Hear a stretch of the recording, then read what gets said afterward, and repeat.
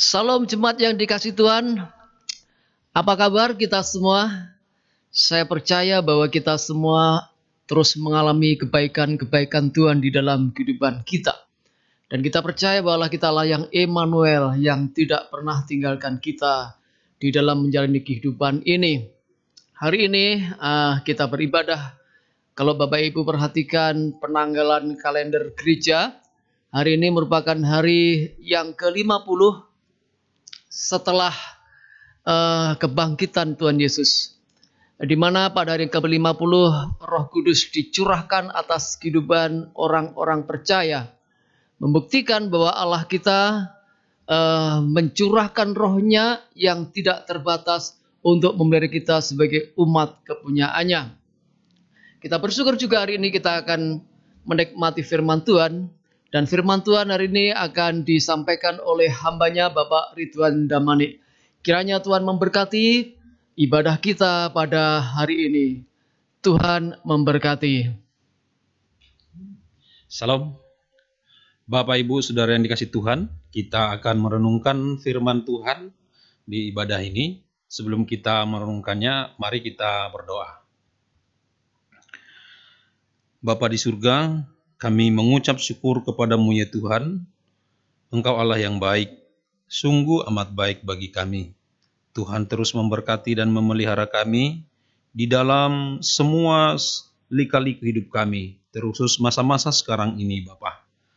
Terima kasih Tuhan, kalau saat ini kami masih bisa beribadah, dan tiba saatnya kami hendak merenungkan firman Tuhan melalui khotbah yang akan kami dengar sebentar. Berkatilah kami semua Tuhan melalui khotbah yang akan kami dengar ini. Biarlah kiranya Tuhan meneguhkan hati kami, bahkan memberikan pemahaman baru kepada kami, sehingga iman kami semakin bertumbuh. Berkatilah kami dengan firman-Mu Tuhan. Berfirmanlah Bapa, kami sudah siap mendengarnya. Dalam nama Tuhan Yesus Kristus kami berdoa. Amin. Saudara yang dikasihi oleh Tuhan, pada khotbah kali ini, dalam ibadah kita ini, saya akan berkhotbah dari Kisah Para Rasul pasal 2, ayat pertama sampai dengan 13, tentang Pentakosta. Saudara, saya akan membacakan firman Tuhan ini bagi kita. Demikian bunyinya. Silakan saudara mengikuti di Alkitab masing-masing.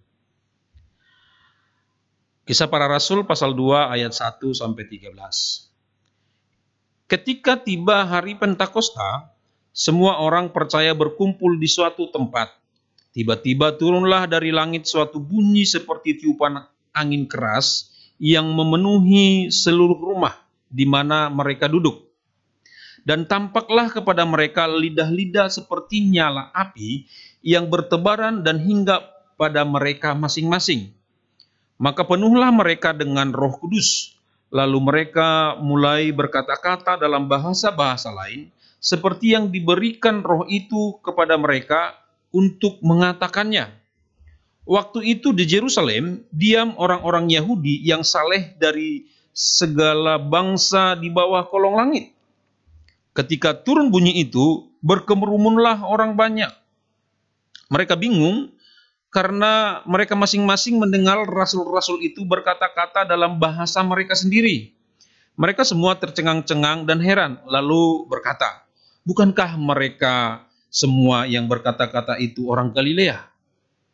Bagaimana mungkin kita masing-masing mendengar mereka berkata-kata dalam bahasa kita sendiri, yaitu bahasa yang kita pakai di negeri asal kita?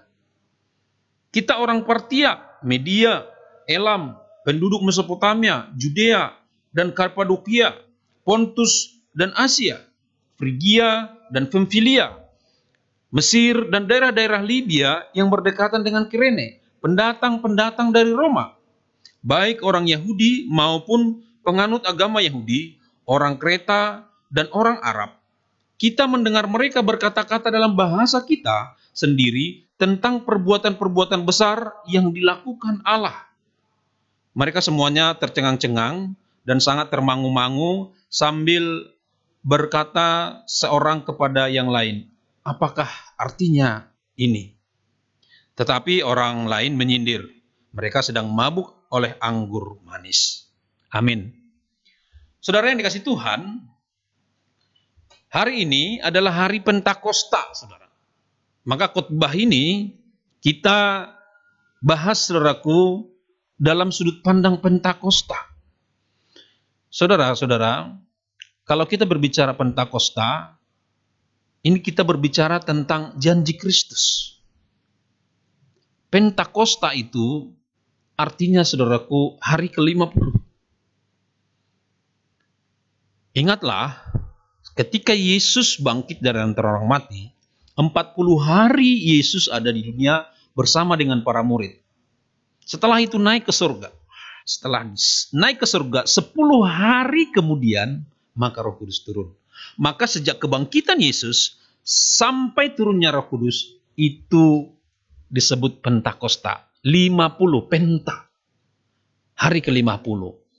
Saudaraku yang dikasihi oleh Tuhan, saya akan memberikan judul kepada khotbah saya ini, yaitu Roh Kudus adalah Tuhan. Roh Kudus adalah Tuhan.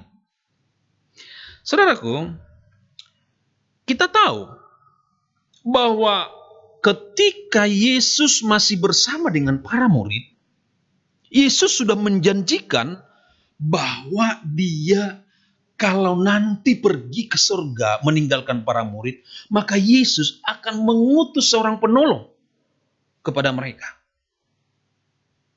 Saudaraku, bahkan jelas sekali Yesus memberitahukan kepada para murid apa pekerjaan penolong itu kelak. Saudara bisa baca di Yohanes pasal 16 itu, saudara. Di situ dikasih tahu.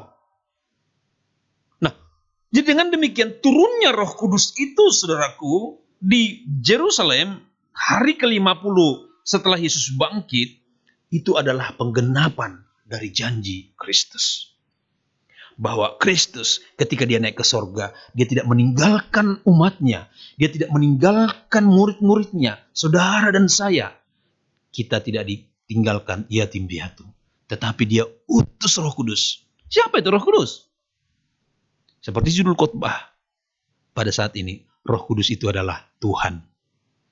Dia sama derajatnya dengan Yesus, sama derajatnya dengan Bapa. Jadi yang ada bersama dengan kita di dunia ini, saudaraku, saat ini adalah Roh Kudus. Adalah Roh Kudus. Yesus ada di surga saat ini. Alkitab mengajarkan kepada kita bahwa dia sudah naik ke surga. Bapa pun ada di surga. Tetapi Alkitab mencatat, saudaraku, memberitahukan kepada kita bahwa Roh Kudus turun tinggal bersama dengan kita saat ini. Saudara, saya memahami dengan baik, saudaraku, bahwa ada orang Kristen tertentu atau bahkan aliran-aliran gereja tertentu yang kurang memahami peranan Roh Kudus dalam kehidupan iman mereka. Roh Kudus itu seperti kurang memiliki fungsi dalam hidupnya. Dan sisi sebaliknya, ada gereja tertentu juga, aliran gereja tertentu yang memang begitu sedemikian rupa, bahkan sampai sedemikian rupa mengandalkan Roh Kudus, bahkan ya mungkin berlebihan lah ya, sampai mereka berkata mereka golongan ya yang ngeroh lah gitu. Kalau saya sebutkan nanti aliran-aliran gerejanya takut tersinggung gitu ya. Tetapi ada orang yang menyatakan dirinya hidup, katakanlah dipimpin Roh Kudus sampai berbicara dengan bahasa-bahasa lain. Ada seperti itu. Tapi ada di pihak lain yang tidak. Bahkan seolah-olah alergi dengan Roh Kudus. Nah, yang benar, saudaraku, sikap kita sebagai orang Kristen dengan Roh Kudus ini seperti apa? Khusus kita warga gereja GPSK. Kita harus memahami dengan benar siapa Roh Kudus dan apa peranannya dalam hidup kita, saudara. Saudara, kita tahu tadi, saudaraku, Alkitab mencatat bahwa Roh Kudus itu turun hari ke-50 di Yerusalem ketika para murid berkumpul. Ingat, pemahaman saya, sekali saja turun Roh Kudus ke dunia ini, saudara, Ini penting saya kasih tahu karena sekarang ini ada aliran gereja atau aliran pengajaran yang berkata Roh Kudus itu bergelombang-gelombang turun. Gelombang pertama katanya di Yerusalem ketika Yesus naik. Gelombang kedua katanya di California beberapa ratus tahun yang lalu. Dan sekarang katanya untuk melawat Indonesia. Tidak. Tidak seperti itu. Roh Kudus itu sudah turun dan ada bersama kita. Lawatannya memang, saudaraku, ingat, lawatannya kepada manusia itu bisa kapan saja. Lawatannya kepada manusia bisa kapan saja. Dan ini yang mau saya sampaikan kepada kita. Lawatan Roh Kudus itu, bagaimana peranannya dalam hidup kita, saudara. Saya katakan tadi Roh Kudus itu adalah Tuhan. Dia tidak lebih rendah dari Yesus. Dia tidak lebih tinggi dari Yesus. Tidak, tapi sama. Saudara, pekerjaan Roh Kudus, kalau kita baca di Yohanes 16, saudaraku, dikatakan bahwa Yesus itu, saudaraku, terbatas dalam mengajar para murid. Tetapi Yesus berkata, nanti ketika penghibur itu turun, ketika penghibur itu datang, dia akan mengajar kamu kepada kebenaran. Dia akan membawa kamu kepada hal-hal yang baru yang belum kamu pahami. Luar biasa, saudara. Jadi Roh Kudus, saudaraku, harus hinggap, harus ada di dalam semua orang percaya. Harus hidup di dalam semua hidup orang percaya. Karena itulah yang akan memimpin kita kepada kebenaran, bahkan kepada keselamatan. Menyadarkan kita akan dosa kita. Di situ jelas nanti kalau saudara baca Yohanes 16 tadi. Menginsafkan dunia akan dosa. Memberitahukan kebenaran kepada dunia. Ya. Memberitahukan penghakiman. Dan mengajar kita tentang kebenaran. Dikatakan tadi, saudara. Jadi saudara-saudara yang dikasih oleh Tuhan. Saya mengajak kita semua untuk membuka hati supaya Roh Kudus Tuhan itu masuk dalam hidup kita. Saya akan mengajak kita, saudaraku, melihat bagaimana orang yang sudah menerima Roh Kudus dengan yang tidak. Bagaimana orang yang sudah dipenuhi dengan Roh Kudus dengan yang tidak. Nah, saudara, satu ketika Yesus kedatangan seorang tamu. Ketika Yesus masih di dunia, saudara. Di satu malam, ada seorang tamu yang hebat mendatanginya. Seorang pejabat, saudara. Namanya Nikodemus. Nikodemus ini seorang pejabat agama Yahudi. Salah seorang tua-tua yang dihormati, anggota Sanhedrin, majelis agama di Yahudi. Saudara, dalam pembicaraan mereka, ada satu yang harus kita ingat. Yesus berkata kepada Nikodemus, kalau engkau tidak dilahirkan kembali, engkau tidak bisa melihat kerajaan Allah. Saudara bisa baca di Yohanes 3 ayat 3. Bahkan di ayat 5 dikatakan, kalau engkau tidak dilahirkan kembali dari air dan roh, engkau tidak akan masuk ke dalam kerajaan Allah. Haleluya. Saudara-saudara yang dikasih Tuhan, ini menarik, saudara. Kenapa?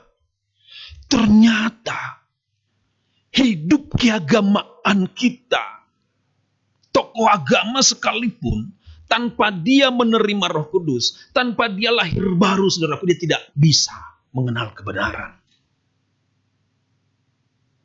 Tidak bisa. Nikodemus, saudaraku, seorang tokoh agama. Bahkan, saudara, kalau saudara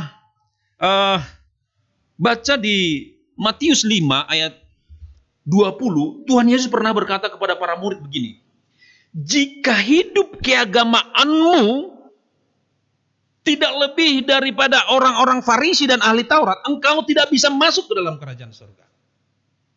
Artinya apa? Coba bayangkan, saudara.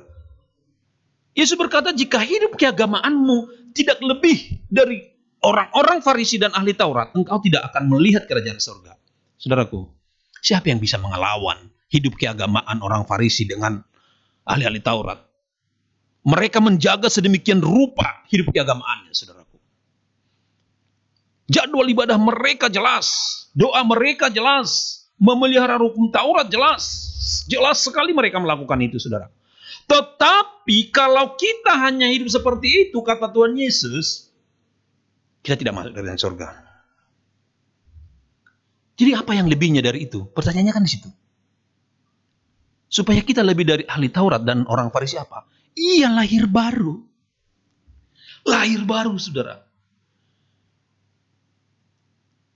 Ahli-ahli Taurat dan orang-orang Farisi, mereka sampai kepada roh agamawi. Mereka tidak akan pernah masuk kepada lahir baru. Maka mereka sampai kepada hidup beragama saja. Maka kecenderungannya orang yang beragama itu hidupnya menghakimi. Iya. Dialah yang baik, orang lain salah. Gitu kan. Saya sudah melakukan ini, saya sudah menjadi pengurus ini, saya sudah melayani sekian tahun, segala macam, saya terus. Yang lain salah. Itu hidup keagamaan orang Farisi, saudara. Maka, kalau kita mau lebih dan mau melihat kerajaan surga, dikatakan harus lebih dari mereka, yaitu apa? Lahir baru, saudara.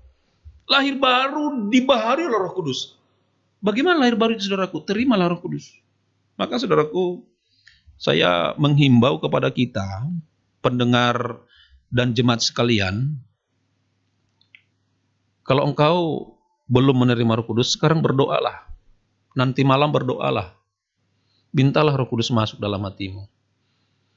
Dan, saudaraku, saya percaya, bukti seseorang sudah menerima Roh Kudus adalah ada perubahan hidup. Ada perubahan sikap. Istilah yang biasa kita dengar, ada pertobatan.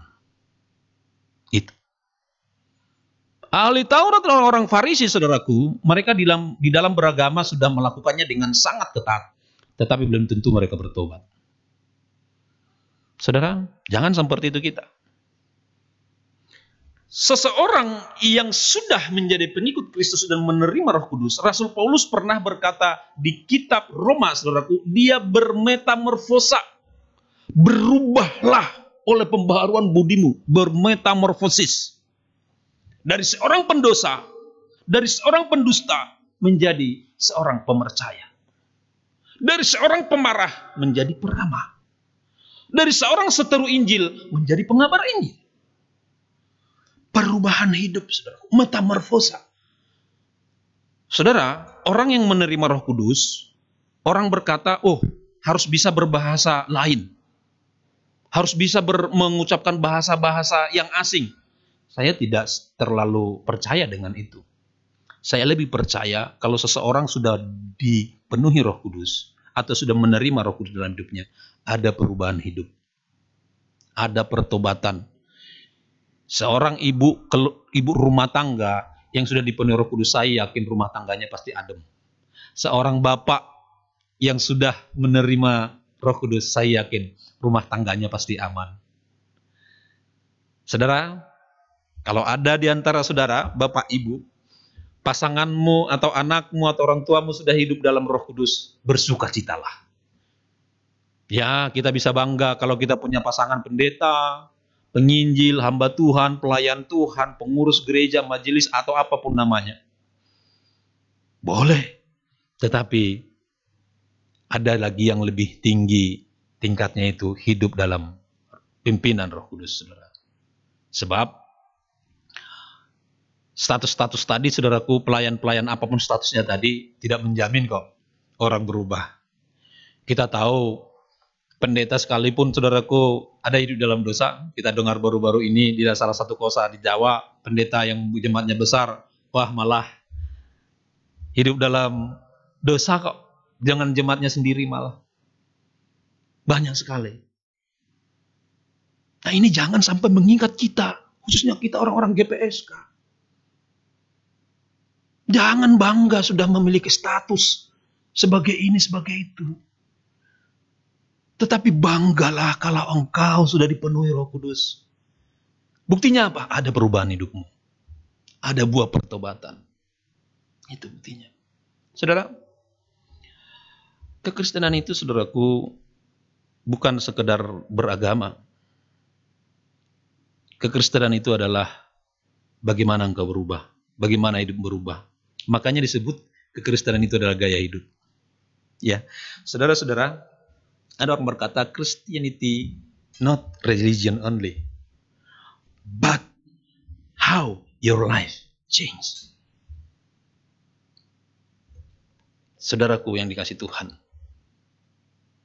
kalau kita sudah berubah dalam Kristus, itulah kekristenan. Dan siapa yang mengubahkan itu? Roh Kudus. Roh Kudus. Saudaraku, oleh sebab itu saudara yang dikasih oleh Tuhan, lihat khotbah atau firman Tuhan yang kita baca tadi di Kisah Para Rasul, saudara. Ketika Roh Kudus itu hinggap kepada para rasul, saudaraku, di Kisah Para Rasul pasal 2 tadi, saudaraku, rasul-rasul itu, saudaraku, berubah hidupnya. Yang awalnya mereka takut, berdiam di satu rumah, ngumpul-ngumpul di situ, saudara. Setelah menerima Roh Kudus, berani keluar dari rumah itu. Bahkan Petrus berkhotbah, saudaraku, di Serambi Salomo, di Bait Suci. Beberapa kali Petrus berkhotbah. Bahkan sekali berkhotbah sampai 3.000 orang bertobat. Yang sebelumnya tidak ada apa-apa. Nah, orang-orang yang sudah dipenuhi Roh Kudus, saudaraku, harus ada perubahan hidup. Tidak bisa ditawar. Kalau orang berkata, saya sudah menerima Roh Kudus, saya bisa karunia segala macam karunia ini. Tapi saudaraku, ada dosa dalam hidupnya. Ada hidup dalam dosa. Ingat, saya mau membedakan hidup dalam dosa dan berdosa. Semua kita berdosa, tapi tidak semua kita hidup dalam dosa. Hidup dalam dosa artinya dia, saudaraku, sedang berkubang dalam dosa. Dia tahu itu dosa, tetapi dia tetap lakukan. Itu namanya hidup dalam dosa. Kalau berdosa, ya kita semua berdosa. Saudara-saudara yang dikasih Tuhan, Petrus yang orang biasa, dipakai Tuhan luar biasa. Demikian juga rasul-rasul yang lain. Ketika Roh Kudus turun ke atas mereka, ketika Tuhan menjamah hati mereka, saudara, saya merasakan betul bagaimana Roh Kudus mengubahkan hidup saya. Saya tidak bisa bersaksi terlalu banyak di sini, tetapi saya yakin saya tidak akan bisa berkhotbah seperti ini di depan saudara kalau bukan Roh Kudus mengubahkan saya. Saudara, oleh sebab itu, saudaraku yang dikasih Tuhan, kalau kita sudah mengetahui pentingnya Roh Kudus itu dalam hidup kita, maka berdoalah. Mintalah kepada Tuhan supaya dia menjamah hatimu dengan Roh Kudusnya. Dia ada di antara kita, saudara. Dia roh yang lembut. Dia roh yang penyayang. Barang siapa yang membuka hatinya dan berdoa, saudaraku, niscaya Roh Kudus itu akan datang.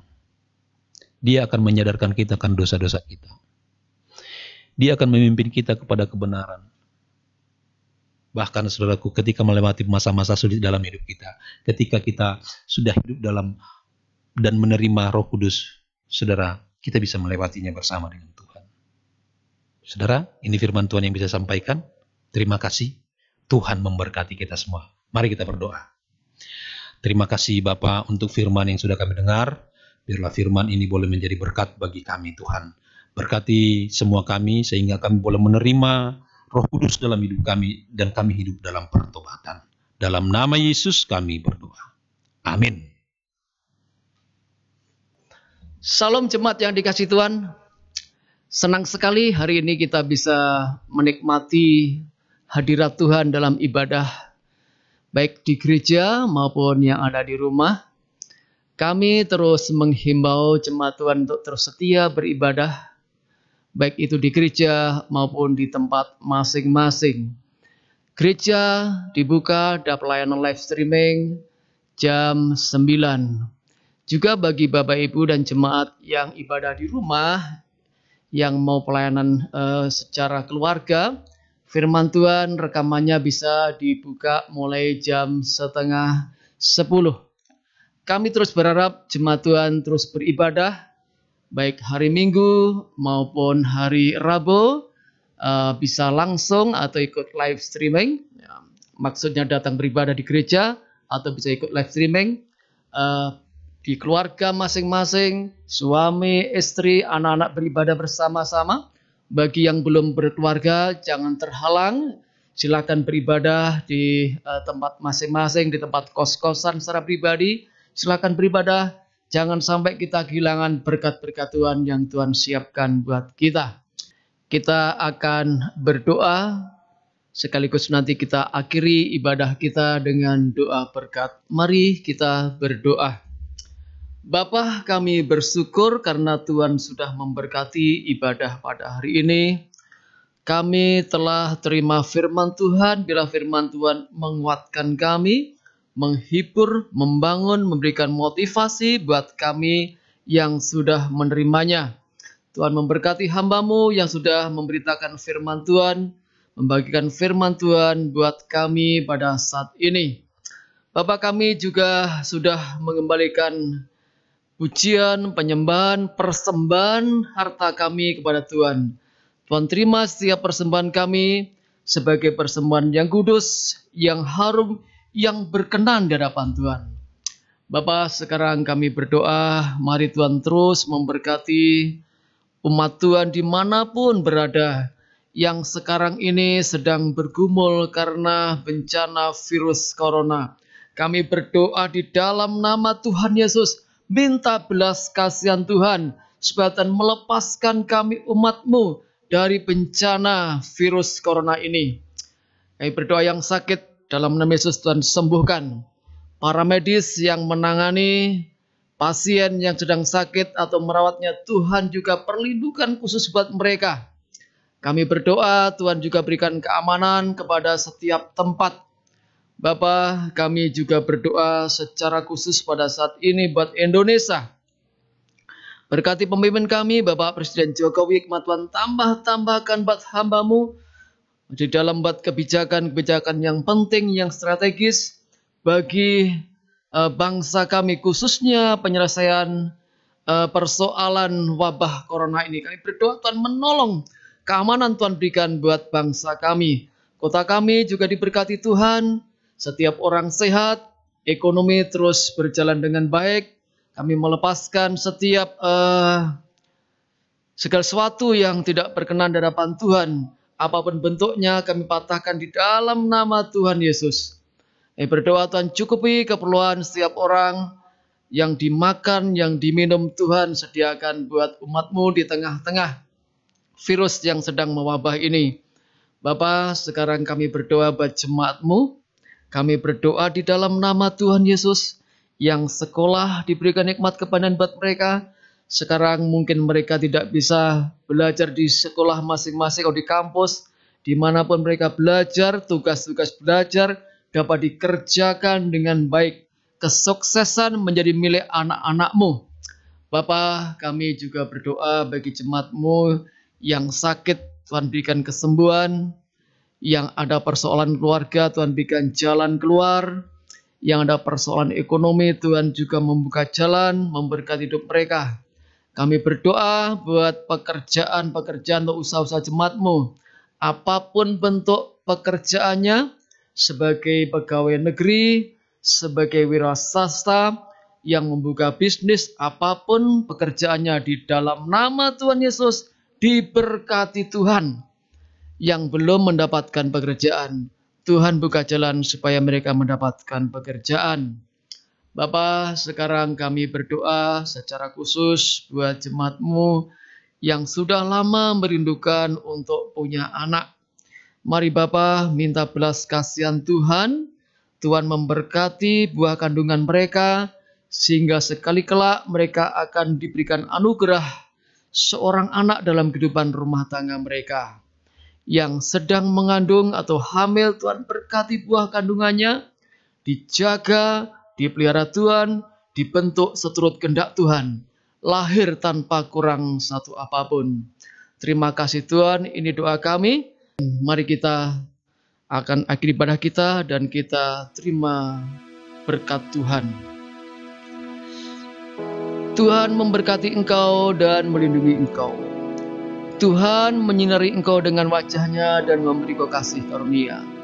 Tuhan menghadapkan wajah-Nya kepadamu dan memberi engkau damai sejahtera.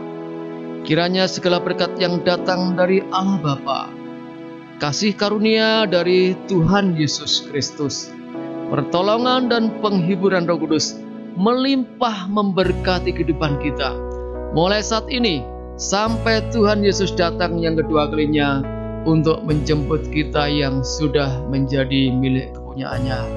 Yang diberkati Tuhan, sama-sama katakan amin.